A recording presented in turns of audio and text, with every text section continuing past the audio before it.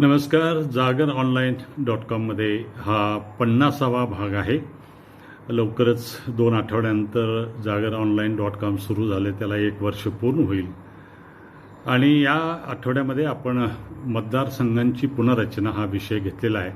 याचं कारण असं की गेल्या काही आठवड्यामध्ये सर्वच प्रसारमाध्यमांच्यामध्ये मतदारसंघांची पुनर्रचना होणार, लोकसभेची सदस्य संख्या वाढवली जाणार, दक्षिणेला मतदारसंघ कमी होणार, दक्षिण भारतामध्ये, उत्तर भारतामध्ये ती मोठ्या प्रमाणात वाढणार, विशेषतः उत्तर प्रदेश, बिहार, राजस्थान, मध्य प्रदेश या राज्यांच्या मधील लोकसभेच्या जागा वाढतील असं सांगितलं झालेलं आहे.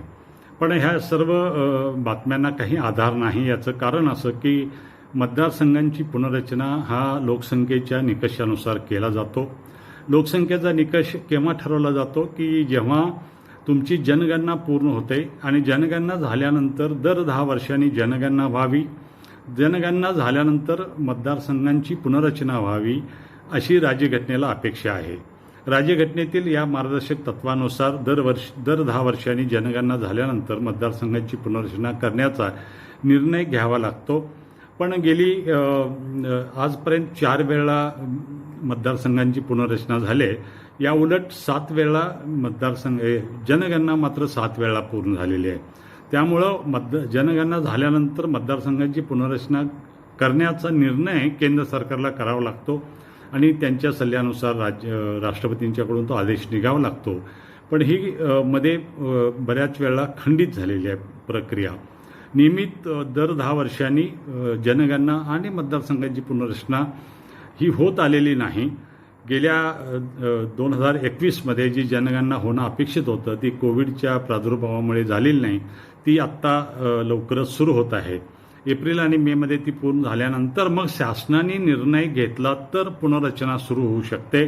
त्याशिवाय लोकसंख्येच्या प्रमाणात त्या राज्यातल्या लोकसंख्येच्या प्रमाणात मतदारसंघांची रचना ठरवायची असेल किंवा सदस्य संख्या द्यायची असेल तर उत्तर प्रदेश, बिहारसारख्या लोकसंख्या प्रचंड वाढलेल्या राज्यांना अधिक सदस्यत्व द्यावं लागेल.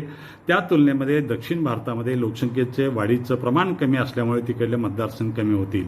या सर्वाची चर्चा या सदरामध्ये या आठवड्यात केलेली आहे.